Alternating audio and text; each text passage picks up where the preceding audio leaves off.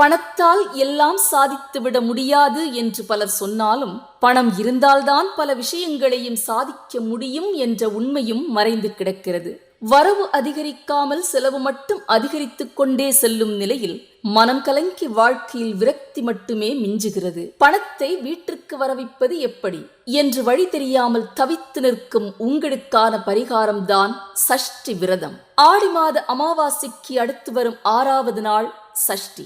சஷ்டியில் விரதம் இருந்தால் குழந்தை பேறு மட்டுமல்ல, வறுமையும் அகலும் என்பதுதான் உண்மை. குழந்தைகளை பாதுகாக்கும் தெய்வம்தான் சஷ்டி தேவி. குழந்தை பிறந்த 6வது நாளில் சஷ்டி தேவிக்கு பூஜை செய்வார்கள். கருவை தாங்க விரும்பும் பெண்களும் சஷ்டி தேவியை வணங்குவார்கள். மகாலட்சுமி அன்னையின் அம்சமான சஷ்டி தேவி அமாவாசைக்கு பிறகு வரும் 6வது நாளான சஷ்டி தினத்தன்று அவதரித்தாள்.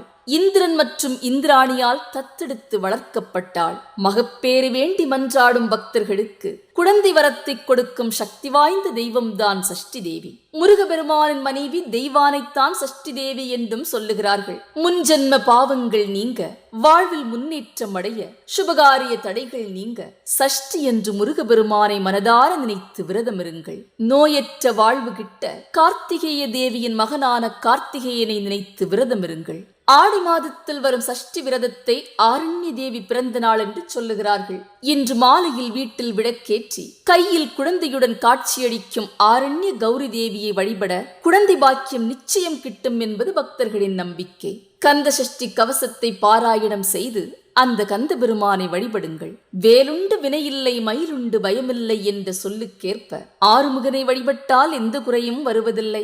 கஷ்டங்கள் பறந்தோட ஆடி சஷ்டி என்று முருகபெருமானுக்கு பூஜை செய்யுங்கள். எல்லா பிரச்சனைகளையும் விரட்டியடிப்பார் முருகபெருமான். நன்றி.